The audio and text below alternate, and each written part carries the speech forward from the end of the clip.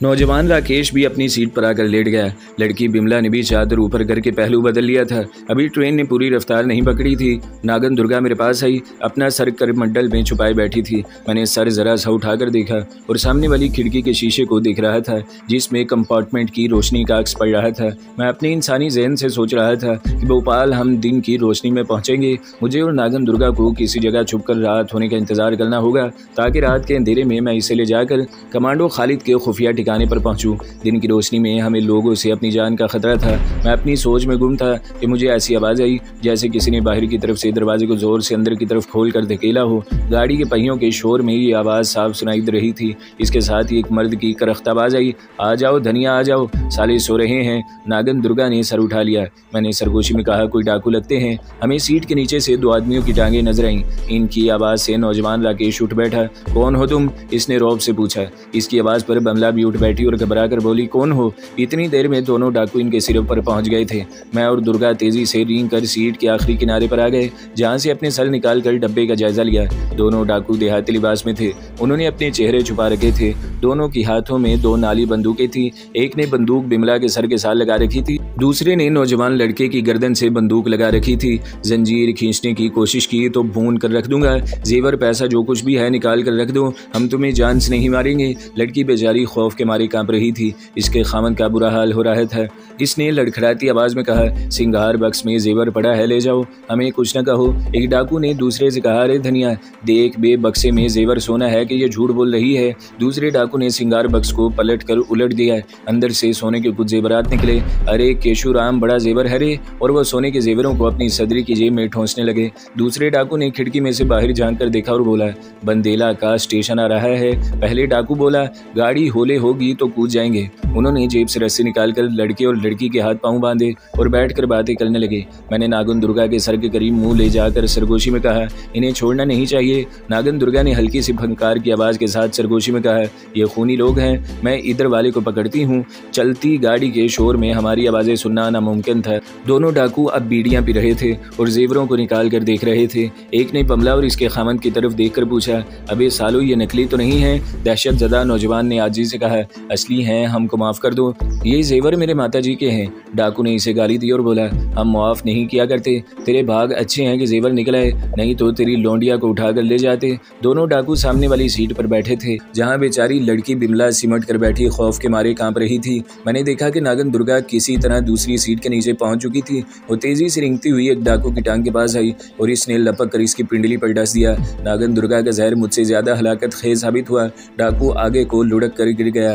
दूसरे डाकू ने बंदूक एक तरफ रखकर घबराहट में इसे संभालने की कोशिश की तो इस दौरान नागिन दुर्गा ने दूसरे डाकू को भी डस दिया। वो भी पहले डाकू के ऊपर ढेर हो गया। ये मंजर देखकर लड़की बिमला और लड़का राकेश की आंखें खुली की खुली रह गईं। गाड़ी शोर मचाती भागी जा रही थी। लड़के ने अपनी हवास को ठीक किया और बिमला से कहा, इनको दिल का दौरा पड़ गया है। बिमला रोने लगी, हे राम हे राम। लड़के ने कहा, राम ने तो हमारी सहायता कर दी है बिमला, किसी तरह मेरे हाथ पांव खोल दो, मैं जंजीर खींचूंगा। बिमला बोली, मेरे हाथ पांव बंधे हैं, क्या करूं? राकेश बोला, कोई बात नहीं, कोई स्टेशन आ रहा है, शायद गाड़ी खड़ी हो जाए, फिर शोर मचाकर गार्ड को बुलाएंगे। नागन दुर्गा अभी तक सामने वाली सीट के नीचे ही थी। दोनों डाकुओं की लाशें एक दूसरे के ऊपर दरमियान में उल्टी सीधी पड़ी थी, बंदूकें पास ही गिरी हुई थी। ट्रेन की स्पीड कम होने लगी, फिर ट्रेन रुक गई। ये फर्स्ट क्लास का कॉपे था, कोई इस तरफ न आया। स्टेशन भी गैर अहम था, बाहर से मुसाफिरों की आवाज़ भी नहीं आ रही थी। लड़के ने शोर मचाना शुरू कर दिया। वो बार बार गार्ड को आवाज़ देता था। फिर इसने अपना कांधा खिड़की के शीशे पर टकराना शुरू कर दिया, लेकिन शीशा न टूट सका। इतने में प्लेटफॉर्म की जानिब से किसी ने शीशे में झांक कर अंदर देखा। नौजवान लड़की ने जोर जोर से पुकारना शुरू किया। इसके बाद एक गार्ड दरवाज़ा खोलकर अंदर आ गया। माय गॉड, क्या हुआ सर? लड़के राकेश ने जल्दी जल्दी गार्ड को बताया कि दो डाकू अंदर आ गए थे। उन्होंने बंदूकें दिखाकर हमारे जेवर लूटे, फिर इन्हें दिल का दौरा पड़ा और गिर गए। गार्ड ने जल्दी से दोनों की रस्सियां खोली और घबराई हुई आवाज़ में कहा, सर मैं पुलिस को बुलाता हूँ, लाशों को हाथ न लगाएं, मैं पुलिस को बुलाता हूँ। पुलिस शायद ट्रेन के साथ ही थी। गार्ड फौरन पुलिस के 3 सिपाहियों को लेकर आ गया। उन्होंने लाशों को देखा। एक सिपाही ने पूछा, इन्हें किसने मारा है? लड़के ने कहा, ये तो हमें मारने आए थे, हम इन्हें कैसे मार सकते थे? दूसरे संतरी ने कहा, लाशें इसी जगह रहेंगी, आगे दौलताबाद का स्टेशन आ रहा है, वहाँ आप लोग हमारे साथ रेलवे पुलिस हेडक्वार्टर चलना होगा। आप कहाँ से आ रहे हैं? जब नौजवान ने इन्हें बताया कि बमला मुदिया प्रदेश के किसी वजीर गर्दारी लाल की भांजी है तो तीनों संतरियों के लहजे बदल गए।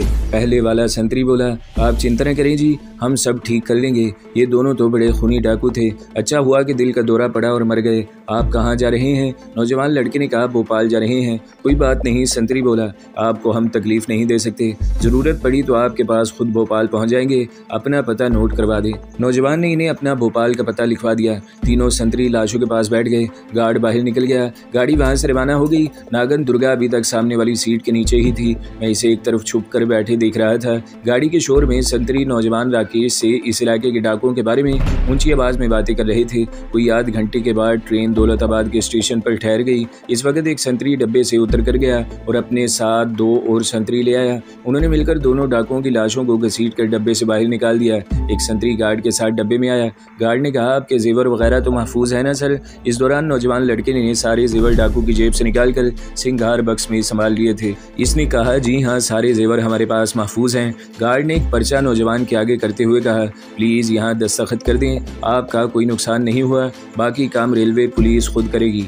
नौजवान राकेश ने कागज़ को हाथ में लेकर पढ़ा और फिर इस पर दस्तखत करके गार्ड को वापस कर दिया। हम इस सारे ड्रामे को बड़े सुकून के साथ अपनी अपनी तरफ सीट के नीचे बैठे देख रहे थे। स्टेशन मास्टर भी डब्बे में एक टीटी के साथ आया। नौजवान राकेश से कुछ बातें पूछी और इन्हें तसल्ली देकर एक और कागज़ पर दस्तखत करवा कर चला गया। खुदा खुदा करके ये कार्रवाई ख़त्म हो गई। गार्ड ने सीटी बजाई, इंजन ने विसल दिया और ट्रेन दौलताबाद के स्टेशन से चल पड़ी। नौजवान लड़का अपनी बीवी की सीट पर आ गया था और इसको तसल्लियाँ दे रहा था कि सब ठीक हो जाएगा, भगवान की बड़ी कृपा हुई है कि हम डाकुओं से बच गए हैं। लड़की अभी तक दहशतज़दा थी। नागन दुर्गा सामने वाली सीट से निकलकर मेरे पास आ गई। गाड़ी के शोर में हम एक दूसरे से सरगोशियों में थोड़ी थोड़ी बात कर लेते थे। स्टेशन आते रहे, गुजरते रहे, दिन निकल आया। इसके बाद एक बहुत बड़ा रेलवे स्टेशन आया। वहाँ गाड़ी देर तक खड़ी रही। लड़की ने नाश्ता मंगवा कर किया। दोनों मियाँ बीवी नाश्ता करते रहे। हम सीट के नीचे खामोश बैठे रहे। यहाँ से गाड़ी चली तो जंगलों, दरियाओं, मैदानों में से गुजरती चली गई। काफ़ी देर तक गाड़ी चलती रही। इसने 3-4 छोटे छोटे स्टेशन भी छोड़ दिए। मैंने नागन दुर्गा से पूछा, तुम्हें कोई अंदाज़ा है कि भोपाल यहाँ से कितनी दूर है? इसने आहिस्ता से कहा, मेरा ख्याल है हम 1-1.5 घंटे में भोपाल पहुँचने वाले हैं। आखिर भोपाल आ गया। ट्रेन ज़बरदस्त गिड़गिड़ाहट के साथ प्लेटफॉर्म में दाखिल होने के बाद रुक गई। नौजवान जोड़ा डब्बे से उतर गया। नागन दुर्गा ने कहा, यहाँ गाड़ी काफ़ी देर रुकती है, ज़रा लोगों का रश कम हो तो हम पिछली तरफ से होकर स्टेशन से बाहर निकलने की कोशिश करेंगे। मैंने फ़िज़ा को सूंघा तो मुझे सबसे पहले अपनी बीवी जमीला की खुशबू आई। मेरा दिल खुशी से झूम उठा। मुझे ऐसा लगा जैसे मैं जमीला के पास बैठा हूँ। मैंने बेख्तियार होकर नागन दुर्गा से कहा, दुर्गा, मुझे अपनी बीवी जमीला की खुशबू आ रही है। नागिन दुर्गा ने आहिस्ता से कहा, ये बड़ी खुशी की बात है करमदाद। इसके बाद नागिन दुर्गा ने कोई बात न की। जब बाहरी प्लेटफॉर्म पर लोगों का शोर ज़रा कम हुआ तो वो बोली, हम रेल की लाइन की तरफ से बाहर निकलेंगे। हम सीट के नीचे से निकल आए। डब्बा खाली था।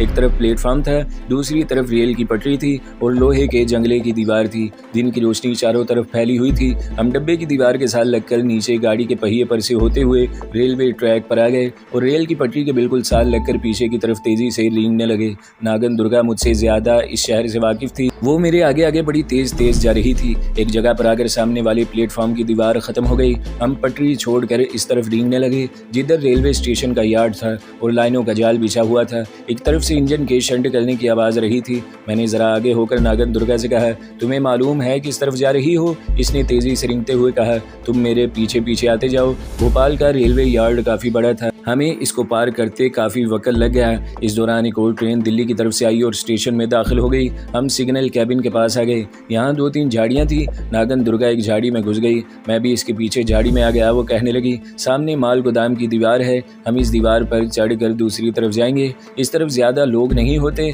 दूसरी तरफ एक गंदा नाला बहता है, हम नाले के साथ साथ आगे बढ़ेंगे। ये कहकर नागन दुर्गा झाड़ी से निकली और तेज़ी के साथ माल गोदाम की दीवार पर चढ़ गई। मैंने भी ऐसा ही किया। दीवार की दूसरी तरफ गंदा नाला बह रहा था। हम नीचे उतरकर इसके किनारे से जरा नीचे होकर आगे को चल पड़े। आगे नाले के 2 पुल आए। एक जगह नाला बाएं जानी मुड़ता था। नागन दुर्गा वहां से बाहर निकल आई। सामने रेलवे पुल था। नागन दुर्गा कहने लगी, अब मुझे तुम ये बताओ कि तुम्हें कहाँ जाना है और तुम्हारी बीवी भोपाल के किस मोहल्ले में रहती है। तो मुझे ख्याल आया कि मुझे नागन दुर्गा को कमांडो मंजर खालिद के खुफिया ठिकाने के बारे में नहीं बताना चाहिए। वो भोपाल के सरफरोश मुजाहिदों की खुफिया कमीनगाह है जो भारत में मुसलमान मुसलमानों के जायज़ हुकूक के लिए हिंदू हुकूमत के ज़ुल्म व सितम के ख़िलाफ़ जिहाद कर रहे हैं और भोपाल की पुलिस इनके पीछे लगी हुई है। कल को नागन दुर्गा इंसानी शक्ल में आ गई और मैं इससे अलग हो गया तो मुमकिन है वो किसी को इस खुफिया ठिकाने के बारे में बता दे और पुलिस छापा मारकर भोपाल के इन गुमनाम मुजाहिदों को गिरफ्तार कर ले। मैंने सोच लिया कि मैं इसे किसी जगह पर बैठने को कहकर अकेला ही कमांडो खालिद के ठिकाने पर जाता हूँ। मुझे स्टेशन से स्टीले तक का रास्ता मालूम था जिसके दामन में कमांडो खालिद की खुफिया कमीनगाह थी। मैंने ये सोचने के बाद नागिन दुर्गा से कहा, मुझे जगह पूरी तरह से याद नहीं है। वो बोली, तुम्हें अपनी बीवी की खुशबू आ रही है ना? मैंने फ़ौरन झूठ बोल दिया और कहा, पहले आती थी, अब बिल्कुल नहीं आती, मगर मैं कोशिश करके इस मकान तक पहुंच सकता हूं। नागिन दुर्गा बोली, इस तरह तो हम किसी न किसी जगह फंस जाएंगे। मैंने फ़ौरन कहा, फिर ऐसा करते हैं कि तुम किसी जगह बैठकर कुछ देर मेरा इंतज़ार करो, मैं अकेला अपनी बीवी के मकान पर जाता हूँ। अगर वो वहाँ मुझे मिल गई तो मैं तुम्हें भी आकर ले जाऊँगा। अगर रास्ते में लोगों ने मुझे देखकर मार डालने की कोशिश की तो मैं अकेला किसी न किसी तरफ निकल कर अपनी जान बचा लूँगा। तुम भी मेरे साथ हुई तो हमें अपनी अपनी जान के साथ एक दूसरे की भी फिक्र भी पड़ जाएगी। नागन दुर्गा भी मुझे अपने साथ रखने पर मजबूर थी। मेरे बगैर वो अपनी औरत की इंसानी शक्ल में वापस नहीं आ सकती थी। कहने लगी, ठीक है करमदाद, आगे पुल के पार भैरव जी का मंदिर है, मैं वहाँ तालाब के पीछे झाड़ियों में तुम्हारा इंतजार करूंगी, आओ मेरे साथ। हम ऊपर की तरफ जाने के बजाय रेलवे पुल के नीचे से होकर सड़क की दूसरी तरफ आ गए। सड़क पर ज्यादा आमदोरफ्त नहीं थी, हम जल्दी से सड़क पार कर गए। अब हम एक छोटे से मैदान में उगी हुई झाड़ियों और घास में से गुजर रहे थे। नागिन दुर्गा ने मुझे दूर से दरख्तों के दरमियान एक मंदिर का तकोनी मीनार दिखाया। कहने लगी, वो भैरव जी का मंदिर है, इसके पीछे एक तालाब है, मैं तुम्हें वहीं झाड़ियों में मिलूंगी। वैसे भी मेरी खुशबू तुम्हें मुझ तक पहुंचा देगी, मगर ज्यादा देर न लगाना। मैंने कहा, फिक्र न करो, मैं जल्दी वापस आ जाऊंगी। इसके बाद नागिन दुर्गा मंदिर की तरफ चल दी और मैं वहां से निकल कर एक बड़ी सड़क की तरफ चल दिया जिसको मैं पहचानता था। इस सड़क के दूसरे चौक से मुझे एक नशीब में उतर जाना था जहाँ से वो टीला साफ दिखाई देता था जिसके अंदर मुजाहिदों की खुफिया कमीनगाह थी। मुझे कमांडो खालिद की बू भी इसी तरफ से आ रही थी। मुझे ये भी तसल्ली थी कि अगर मैं रास्ता भूल गया तो कमांडो खालिद की बू मेरी रहनुमाई करेगी। मैं मैदान में एक तरफ को चल पड़ा। आगे लड़के गेंद बल्ला खेल रहे थे, मैं फ़ौरन दूसरी तरफ हो गया। बदकिस्मती से एक लड़के की मुझ पर नज़र पड़ गई। ये 12-14 साल का लड़का था। उन्होंने सांप सांप का शोर मचा दिया और मुझे मारने के लिए मेरी तरफ दौड़े। मैंने अपनी स्पीड तेज़ कर दी, एक बार रुक कर फंकार मार कर इन्हें डराया। लड़के जल्दी से पीछे की तरफ भागे। जब मैं आगे को दौड़ा तो दोबारा शोर मचाते मेरे पीछे लग गए। इनका सांप सांप का शोर सुनकर इधर उधर से कुछ और लोग भी आ गए और वो भी मुझ पर पत्थर फेंकने लगे। मेरे इर्द गिर्द पत्थर गिर रहे थे, मौत का सख्त खतरा था। मैं घबरा कर एक तरफ निकल गया। जिधर सड़क थी लोग मुझ पर पत्थर ईंटें फेंकते बराबर मेरे पीछे आ रहे थे। सामने एक सफ़ेद रंग की वैगन खड़ी थी जिस पर सलीब का सुर्ख निशान बना हुआ था। ये एम्बुलेंस की गाड़ी थी। मैं जल्दी से इस गाड़ी के नीचे घुस गया और इसके पहिए के ऊपर से गुजरकर एम्बुलेंस की अगली छोटी सी खिड़की में से वैगन के अंदर आ गया। वैगन में अंधेरा था। मैंने देखा कि वैगन में एक ताबूत पड़ा था जिसका ढकना एक तरफ से हटा हुआ था। मुझे हर हालत में अपनी जान बचानी थी। मुझे और कुछ न सूझा। मैं ताबूत के अंदर दाखिल हो गया। ताबूत में किसी की लाश पड़ी थी। मुझे अपनी जान की पड़ी थी। लाश मुझे कोई नुकसान भी नहीं पहुंचा सकती थी। मैं तेज़ी से लाश के नीचे घुस गया। बाहर लोग खड़े एक दूसरे से कह रहे थे कि सांप इसी तरफ गया था, वो ज़रूर वैगन में घुस गया है। इतने में मुझे वैगन का दरवाज़ा खुलने की आवाज़ आई। किसी ने कहा, जनाब वैगन में अभी अभी एक सांप घुस गया है। दूसरे शख्स ने जवाब दिया, वैगन चारों तरफ से बंद होती है, इसके अंदर सांप कहाँ से आ गया? जाओ दूसरी जगह इसे जाकर तलाश करो। मुझे इत्मीनान हो गया। इसके बाद वैगन में 2-3 आदमियों के चढ़ने और बातें करने की आवाज़ें आईं। मैं लाश के नीचे छुपा हुआ था। दिल में सोच रहा था कि ये लोग लाश के ताबूत को अस्पताल से मरने वाले के घर ले जा रहे हैं। मैं रास्ते में या मरहूम के घर पहुंचकर मौका पाते ही ताबूत से निकलकर फरार हो जाऊंगा। मुझे बिल्कुल इल्म नहीं था कि कुदरत मेरे साथ किस कदर अजीबो गरीब खेल खेलने वाली है। मुझे ऐसा लगा जैसे ताबूत का ढकना बंद किया जा रहा है। इसके साथ ही हथौड़ी से कील ठोंकने की आवाज़ें आने लगी। मैं घबरा गया। अगर ताबूत को कील ठोंक कर बंद कर दिया गया तो मैं ताबूत से बाहर नहीं निकल सकूंगा जब तक कि वो कब्र के अंदर लाश के साथ गल सड़कर मिट्टी नहीं हो जाता। मैं लकड़ी की दीवार में सुराख करके बाहर नहीं निकल सकता था। मैं घबरा कर लाश के नीचे से निकल आया। ताबूत पर ढकना चढ़ा हुआ था और ताबूत में हथौड़ी के ज़रबों से धमक पैदा हो रही थी। यकीन करें इस वक्त एक लम्हे के लिए मेरी आंखों के आगे अंधेरा छा गया। मैं एक ऐसे डब्बे में एक मुर्दे के साथ बंद कर दिया गया था जहाँ से मेरा फरार होना नामुमकिन था। ताबूत बंद करने के बाद आदमी बाहर निकल गए। एम्बुलेंस का दरवाज़ा बंद हो गया और वैगन स्टार्ट होकर तेज़ी से किसी तरफ रवाना हो गई। इस घबराहट में मुझे ख्याल आया कि इंसानी आवाज़ में शोर मचाकर बाहर निकल सकता हूँ, लेकिन खुदा जाने ये मेरी घबराहट की वजह थी या ताबूत के अंदर लाश पर लगाई गई तेज़ दवाओं का असर था कि मेरी आवाज़ हलक में बंद होकर रह गई। मैंने 1-2 बार आवाज़ निकाली, लेकिन वो ऐसे निकली जैसे मैं हिचकी ले रहा हूँ। फिर ये हिचकी भी बंद हो गई और मेरी कुव्वते गोयाई एक बार फिर जाती रही। लाश पर अस्पताल वालों ने ऐसी तेज़ दवाएं लगाई हुई थी कि इनकी वजह से मेरा सर चकराने लगा था, आंखों से पानी बहने लगा था और कोशिश के बाद हलक से आवाज़ की बजाय खर खर की आवाज़ निकलती थी। बेख्तियार मेरे दिल ने कहा, ऐ खुदा मेरे गुनाह माफ़ कर दे, मुझ पर रहम फरमा और मुझे इस नए अजाब से छुटकारा दिला। लेकिन इस नए अजाब ने आगे चलकर मेरे साथ बहुत कुछ करना था। मेरे साथ ऐसे ऐसे वाक़यात पेश आने वाले थे कि जिनके बारे में मैंने कभी सोचा भी नहीं था। एम्बुलेंस बड़ी तेज़ रफ्तारी से भागती जा रही थी। मुझे लाश की तेज़ दवाओं की वजह से अब ना कमांडो खालिद की बुआ रही थी और ना अपनी बीवी जमीला के जिस्म की खुशबू महसूस रही थी।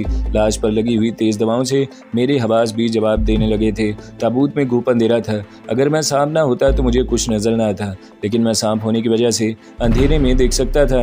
मैं अभी तक ताबूत की दीवार से चिमटा हुआ था। मैं नीचे लाश पर उतरा है। मैंने लाश को गौर से देखा। ये लाश किसी गोरी चिट्टी सुर्ख बालों वाली लड़की की लाश थी जो अंग्रेजी लड़की लगती थी। इसने दुल्हनों वाला सफ़ेद रेशमी लिबास पहना हुआ था। सर के बाल सफ़ेद रेशमी फीते से बंधे हुए थे। दोनों नाजुक हाथ सीने पर बंधे हुए थे। नाखूनों पर नेल पॉलिश लगा हुआ था। कानों में सफ़ेद मोतियों के बिंदे थे। मालूम होता था कि शायद इस अंग्रेज़ लड़की का ब्याह हो रहा था कि दिल का दौरा पड़ने से मर गई और इसे दुल्हनों वाले लिबास में ही दफनाया जा रहा था। मैं इसके सीने से उतरकर इसके पहलू में खामोश होकर बैठ गया और सोचने लगा कि किस्मत ने मेरे साथ जो मजाक किया है इसका क्या अंजाम होगा। लाश पर डाली गई तेज़ दवाओं के असर से मुझ पर गनूदगी या बेहोशी सी तारी होना शुरू हो गई थी। मैं ताबूत से निकल कर कहीं नहीं जा सकता था। आहिस्ता आहिस्ता मेरे होशो हवास जवाब देते गए और फिर मुझे कभी होश न रहा कि मैं कहाँ हूँ। मैं बेहोश हो चुका था। मुझे कुछ पता नहीं था कि मैं कितनी देर बेहोश रहा, कितना वक्त गुजर गया। मैं तो ताबूत में लाश के साथ लाश की तरह बंद था। होश आबाद आया तो इंजन के चलने की आवाज़ रही थी। पहले मैंने यही ख्याल किया कि यह एम्बुलेंस की गाड़ी के इंजन की आवाज़ है, मगर फिर ख्याल आया कि यह आवाज़ मोटर के इंजन की आवाज़ से मुख्तलिफ है। मैंने गौर किया तो यह आवाज़ हल्की हल्की गूंज की तरह थी, जिसमें किसी वक्त सीटी की सी आवाज़ भी आती थी और ताबूत किसी वक्त ऊपर नीचे भी हो जाता था और इसे हल्के हल्के झटके भी लगते थे। अचानक एक ख्याल आया और मेरे रोंगटे खड़े हो गए। कहीं मैं किसी हवाई जहाज़ में तो नहीं हूँ? मेरे खुदाया, अगर मैं किसी हवाई जहाज़ में हूँ तो खुदा जाने ये जहाज़ मुझे कहाँ के शहर में पहुँचा देगा। ताबूत के दाएं बाएं डोलने और हल्की हल्की थरथराहट से मुझे यकीन हो गया था कि मैं हवाई जहाज़ में ही हूँ और ये लाश हवाई जहाज़ के ज़रिए मरहूमा के लवाहिकीन के पास पहुँचाई जा रही है, जहाँ इसे दफन किया जाएगा। ताबूत में सर्दी भी बहुत हो गई थी। लाश जहाज़ की किसी एयर कंडीशन जगह पर रखी गई थी। अब मुझे ये देखना था कि ये जहाज़ हिंदुस्तान के किस शहर में जाकर उतरता है। कितना वक्त गुजर गया और जहाज़ कब से परवाज़ कर रहा था, इसका मुझे कुछ अंदाज़ा नहीं था। लाश की दवाइयों की बू ने एक बार फिर मुझे बेहोश करने के बाद अपना आदी बना लिया था। अब मुझे इनकी तेज़ बू कुछ नहीं कहती थी, लेकिन मेरी आवाज़ अभी तक खर खर की तरह निकलती थी। मैंने 1-2 बार अपने आप को करमदाद करमदाद कहकर पुकारना चाहा, लेकिन मेरे हलक से खरखराहट जैसी आवाज़ ही निकली। खुदा जाने ये किस किस्म की तेज़ दवाइयाँ थी कि जो लाश को कुछ अरसे तक महफूज करने के वास्ते लगाई गई थी, लेकिन उन्होंने मेरी आवाज़ बंद कर दी थी। इतना इत्मीनान मुझे ज़रूर था कि जैसे ही मैं ताबूत से बाहर आया मेरी आवाज़ बहाल हो जाएगी। जहाज़ मुसलसल परवाज़ कर रहा था। अपनी आर्मी सर्विस में कमांडो ट्रेनिंग के दौरान हमें हवाई जहाज़ में बिठाकर काफ़ी बुलंदी पर ले जाया जाता था और फिर वहाँ से हम पैराशूटों के साथ छलांग लगाया करते थे। इसके अलावा भी मैंने ढाका में अपने कारोबार के सिलसिले में लाहौर से ढाका तक कई बार लंबा सफ़र किया था। जहाज़ मेरे लिए कोई नई चीज़ नहीं थी। यही वजह थी कि मैं इसके इंजन की आवाज़ और डोलने से फ़ौरन समझ गया था कि मैं जेट हवाई जहाज़ में हूँ। जहाज़ एक ही रफ्तार पर एक ही आवाज़ के साथ मुसलसल चला जा रहा था। फिर ऐसे महसूस हुआ कि जहाज़ ने एक चक्कर लगाया है। इसके साथ ही इसने नीचे की तरफ उतरना शुरू कर दिया। मैंने खुदा का शुक्र अदा किया कि अब कोई शहर आ गया है, लेकिन मैं अपनी मर्ज़ी से नहीं उतर सकता था। मुझे तो वहीं उतारना था जहाँ लाश वाले ताबूत को उतारा जाना था। मैं तो लाश के साथ नथी कर दिया गया था। जहाज़ के पहिए खुलने की ज़बरदस्त गिड़गिड़ाहट सुनाई दी। फिर इसके पिछले पहियों के रनवे पर टकराने की आवाज़ आई और जहाज़ की रफ्तार कम होने लगी। मैं दिल में दुआएं मांगने लगा कि या खुदा ये ताबूत इसी शहर में उतारा जाए। एक बार जहाज़ ताबूत से उतर जाए, इसके बाद मैं इसमें से निकलने का कोई ना कोई बंदोबस्त कर लूँगा। एक हल्की सी उम्मीद मेरे दिल में बाकी थी कि हो सकता है ताबूत जो आर्जी तौर पर बंद किया गया हो हो। और जब ये ताबूत लाश के लवाहिकीन तक पहुँचे तो वो मरहूमा की आखिरी दीदार के लिए इसको दोबारा खोलें, या हो सकता है इसे किसी दूसरे ताबूत में मुंतकिल किया जाए, क्योंकि ये ताबूत लकड़ी के खोखे की तरह था। मैंने गिरजाघर में एक बार जो ताबूत देखा था इसके अंदर मुखमल लगी हुई थी, जबकि इस ताबूत में ऐसी कोई बात नहीं थी। बिल्कुल सादा लकड़ी का ताबूत था। बस जहाँ ये ताबूत खोला जाएगा मैं तेज़ी से निकल कर भाग जाऊँगा। जहाज़ रुक गया। मालूम नहीं है कि शहर का हवाई अड्डा था। ताबूत कार्गो के हिस्से में था। यहाँ तक लोगों की आवाज़ें भी बड़ी मदम मदम आ रही थी। मेरा ख्याल था कि ताबूत को यहाँ उतार लिया जाएगा, मगर ऐसी कोई बात न हुई और जहाज़ एक बार फिर वहाँ से भी परवाज़ कर गया। या खुदा, मैं कहाँ जा रहा हूँ? मुझे लड़की की लाश के साथ कहाँ ले जाया जा रहा है? लाश का जिस्म भी ठंडा था। सांप ज़्यादा सर्दी बर्दाश्त नहीं कर सकता था। मुझे भी सर्दी ज़्यादा लगने लगी थी। मैं लड़की की लाश के नीचे घुस गया। जहाज़ एक बार फिर ख़ास बुलंदी पर आकर अपने तयशुदा रास्ते पर मुकर्ररा रफ्तार के साथ महवे परवाज़ था। किसी वक्त ख्याल आया कि कहीं ये लाश हिंदुस्तान से बाहर किसी मुल्क में तो नहीं ले जाई जा रही। फिर सोचता कि नहीं, इंडिया काफ़ी बड़ा मुल्क है, इसके शहरों का फासला भी बहुत ज़्यादा है। हो सकता है अंग्रेज़ लड़की की ये लाश भोपाल से मद्रास ले जाई जा रही हो, जो भोपाल से काफ़ी दूर है, और हवाई जहाज़ में 4-5 घंटे ज़रूर लग जाते हैं। हो सकता है रास्ते में जहाज़ नागपुर रुका हो। बस इसी तरह मैं अपने आप को तसल्लियाँ दे रहा था और जहाज़ ऐसे परवाज़ कर रहा था जैसे वो अब कहीं भी नहीं रुकेगा। एक बार फिर जहाज़ ने जैसे एक चक्कर काटा और मुझे ऐसा लगा जैसे वो आहिस्ता आहिस्ता नीचे होता जा रहा है। मैंने खुदा का शुक्र अदा किया कि कोई एयरपोर्ट आ गया है। मुझे सिर्फ एक बात का डर था कि कहीं जहाज़ यहाँ से भी आगे परवाज़ न कर जाए। अभी तक तो मुझे यही उम्मीद थी कि जहाज़ हिंदुस्तान के मुल्क में ही होगा। अगर यहाँ से भी परवाज़ कर जाता है तो यकीनी बात थी कि जहाज़ किसी दूसरे मुल्क में ही जा रहा है। जहाज़ रुक गया था। बाहर से लोगों की और गाड़ियों की आवाज़ें आ रही थी। जब काफ़ी देर गुजर गई तो मैं समझ गया कि जहाज़ की मंजिल यही एयरपोर्ट है। फिर मुझे दरवाज़ा खुलने और आदमियों के अंदर आने की आवाज़ सुनाई दी। मैंने कान इनकी आवाज़ों पर लगा दिए। मैं ये मालूम करना चाहता था कि वो किस ज़ुबान में बात कर रहे हैं। ये सुनकर मुझे इंतहाई खुशी हुई कि वो किसी हिंदुस्तान ज़ुबान में ही बात कर रहे थे। ये मुझे तामिल ज़ुबान लगती थी। ढाका में एक मद्रासी एजेंट माल ख़रीदने कोलकाता से आया करता था। वो यही ज़ुबान बोलता था। इसने मुझे बताया था कि जनूबी हिंद के तमिलनाडु सूबे में तामिल ज़ुबान बोली जाती है। ये बात मेरे लिए बड़े सुकून का बाइस थी कि मैं भारत में ही था। अगर ये जहाज़ मुझे किसी दूसरे मुल्क ले जाता तो मेरे लिए मुश्किल हालात पैदा हो सकते थे और मेरा वहाँ से वापस भोपाल अपनी बीवी जमीला के पास आना तकरीबन नामुमकिन था। जहाँ ताबूत पड़ा था वहाँ से सामान बाहर निकाले जाने की आवाज़ें आने लगी। फिर एयरपोर्ट के पोर्टरों ने मेरे ताबूत को भी उठा लिया और वहाँ से ले जाने लगे। फिर ऐसा लगा जैसे ताबूत एक गाड़ी में रख दिया गया है। मुझे एक आदमी की अंग्रेज़ी में बातें करने की आवाज़ आई। मैं ज़्यादा नहीं लेकिन थोड़ी बहुत अंग्रेज़ी समझ लेता था। वो किसी को सब्र करने की तलकीन कर रहा था। इसके साथ ही किसी औरत के सिसकियाँ भरने की आवाज़ आई। ये मलने वाली अंग्रेज़ी लड़की के माँ बाप ही हो सकते थे जो एयरपोर्ट पर लाश का ताबूत वसूल करने आए थे। गाड़ी का दरवाज़ा बंद था और वो चल पड़ी। मैं ताबूत के अंदर अंग्रेज़ी लड़की की लाश के पहलू में बैठा था।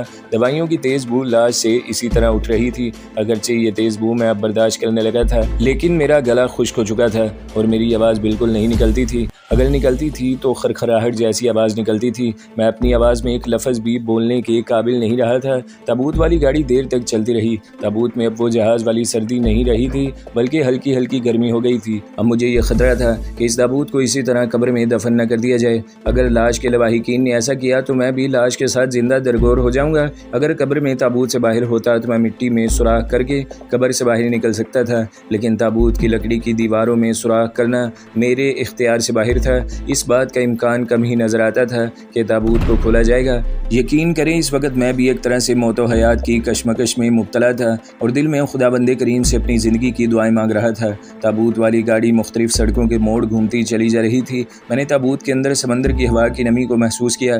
इसका मतलब था कि गाड़ी साहिल समंदर के करीब किसी तरफ जा रही है। फिर एक छोटा सा चक्कर काट कर गाड़ी रुक गई। बाहर से लोगों की धीमी आवाज़ में बातें करने की आवाज़ें सुनाई देने लगी। किसी ने तामिल ज़ुबान में कुछ कहा जो मेरी समझ में न आया। फिर किसी ने अंग्रेज़ी ज़ुबान में किसी से कहा, शाम हो रही है फादर, मैयत को दूसरे ताबूत में रख दिया जाए। ये सुनना था कि मेरी जान में जान आ गई। ये मेरे लिए ताबूत से निजात हासिल करने का सुनहरी मौका था। चाहे लोग मुझे मारने को दौड़े, लेकिन मैंने फैसला कर लिया था कि जैसे ही ताबूत से लाश निकाल कर दूसरे ताबूत में रखी जाएगी मैं छलांग लगाकर भाग जाऊंगा। मेरे बचने का सिर्फ यही एक रास्ता था। ये मुझे मालूम था कि एक बार तो लोग सांप को देखकर इधर उधर दौड़ पड़ेंगे, क्योंकि सांप की बड़ी दहशत होती है। पादरी की धीमी जुबान में बाइबल पढ़ने की आवाज़ रही थी। फिर मेरे वाले ताबूत के कील उखाड़े जाने लगे। मैं लाश के नीचे हो गया। एक तरफ के कील उखाड़ने के बाद इसके ढक्कन को दूसरी तरफ कर दिया। इस वक्त मुझे बाहर की ताज़ा हवा महसूस हुई। मैंने लाश के नीचे से ज़रा सा गर्दन बाहर निकाल कर ऊपर देखा। ये कोई गिरजाघर था। इसकी मखरूती छत ऊंची थी। कुछ गोरे मर्द और कुछ गोरी औरतें ताबूत में झुककर लाश को देखने लगे। बाहर बिजली के बल्ब की रोशनी थी। मैं रेंग कर लाश के पाँव की तरफ आ गया, क्योंकि इस तरफ कोई औरत या मर्द नहीं था। पादरी साहब बुलंद आवाज़ में मनाजात पढ़ रहे थे और लाश पर मुकद्दस पानी छिड़का जा रहा था। तो दोस्तों, अगली किस्त सुनने के लिए हमारे चैनल को ज़रूर सब्सक्राइब करें, वीडियो को लाइक करें और बेल के आइकन पर भी क्लिक कर दें, ताकि हर जो आने वाली वीडियोज़ हैं वो आपको सबसे पहले मिलती रहें।